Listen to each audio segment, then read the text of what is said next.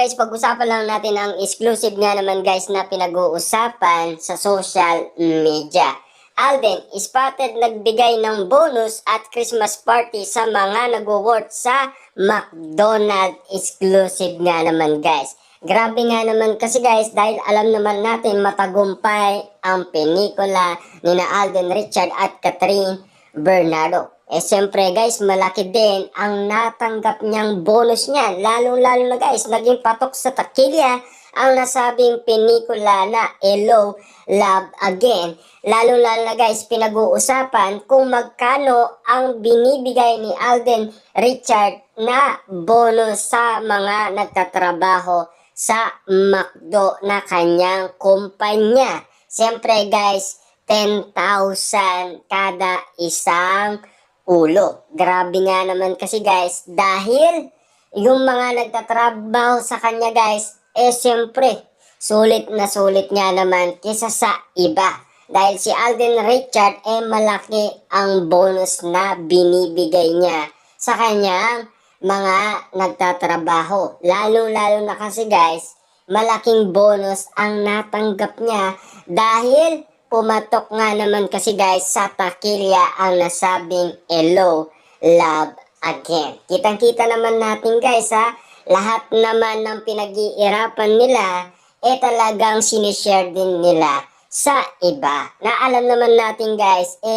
pinag-iirapan din nila kung bakit nga naman binibigyan ni Alden Richard ng malaking bonus. Kasi si Alden Richard guys, wala siyang pinipiling mga binibigyan kung sino-sino. Kasi turo sa kanya guys ng kanyang mga magulang, huwag kang pumili ng mga taong tutulungan mo.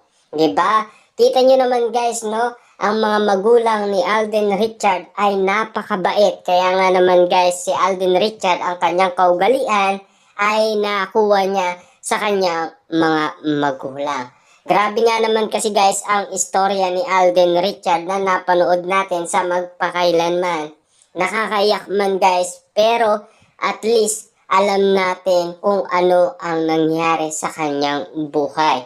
Kung papaano siya pumasok bilang artista at kung bakit nga naman hindi siya nakapagtapos ng pag-aaral dahil mas pinili niya ang pangarap ng kanyang ina at siya ay nakapasok bilang artista. Marami man kapagsubukan guys, pero alam naman natin nakapasok at nakapasok. Pero ang mga kalaban niya guys, bigatin. Pero siya pa ang napili, di ba? At lalo-lalo guys, pinag-uusapan nga naman ang nangyaring Christmas party na ginanap nga naman guys sa McDonald's na talagang si Alden Richard ang may-ari. At lalong-lalo na, siyempre sulit na sulit nga naman guys ang mga binibigay niyang bonus sa kanyang mga nagtatrabaho. Diba? Kita nyo naman guys, sobrang busy ni Alden Richard, kaliwat kanan.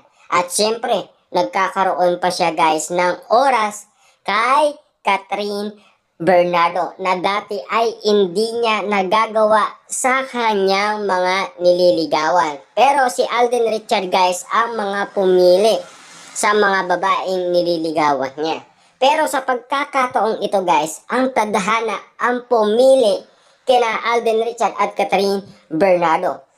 Perfect timing guys lahat ng nangyari sa kanila. Grabe nga naman kasi guys dahil ang Diyos ang kadahilanan kung bakit nga naman muling pinagsama sina Alden Richard at Catherine Bernardo. Siyempre guys, spotted nga naman kasi silang pinag-uusapan at trending lagi sila.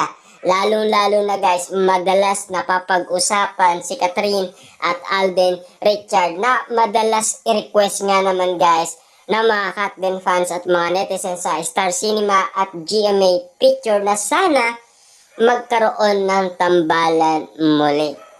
Grabe nga naman kasi guys dahil pinakinggan ng nasa taas ang kahilingan ng karamihan. Siyempre guys, marami nga naman kasi ang nagdadasal. Kaya nga naman guys, napakalakas ng power of praying. Ibig sabihin lang nun guys, talagang umabot sa taas ang kanilang request sa ABS-CBN at GMA Network. Grabe nga naman guys, at natupad at kitang-kita naman natin guys, talagang sulit na sulit ang kanilang request dahil sulit na sulit guys ang mga binigay na ayuda at igit pa doon dahil nalaman pa natin guys na solid na manliligaw si Alden Richard kay Catherine Bernardo. Grabe nga naman kasi guys ang kabaitan ni Alden Richard guys dahil exclusive na pinag-uusapan sa lahat ng social media.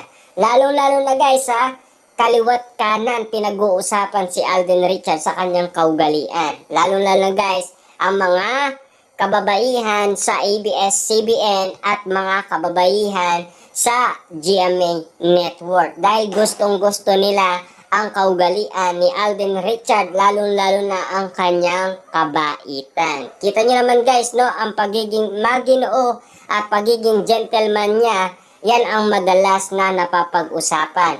Lalo na guys, mas gusto rin siya ng iba't ibang mga kababaihan na talagang gusto nilang jojowain si Alden Richard. Kaya nga naman guys, kapag hindi pa sinagot ni Catherine Bernardo si Alden Richard, sigurado marami ang nag-aabol at marami ang bakante dyan na pwedeng magmahal kay Alden Richard. Lalo na guys, ang mga kababaihan gusto nga naman kasing iramin si Alden Richard kay Catherine Bernardo. Para nga naman kasi guys, i-photocopy dahil sa kanyang kabaitan. Kita nyo naman guys, no, sa kanyang mga worker, talagang napakabait niya at napakalaki guys ng mga binibigay na mga ayuda ni Alden Richard. Pagsapit ng Kapaskuhan, lalo na guys, ang mga bonus nila. Grabe talagang sinusunod ni Alden Richard ang batas, diba? Pero kitang-kita naman natin guys na mas malaki ang binibigay ni Alden Richard kesa sa ibang may-ari ng McDonald's. Kasi si Alden Richard guys, malaki ang nakukuha niya mga bonus din sa kanyang mga ginagawa. Lalo na guys, kahit busy man siya, pero binibigyan niya pa rin guys pansin ang kanyang mga nagtatrabaho sa McDonald's.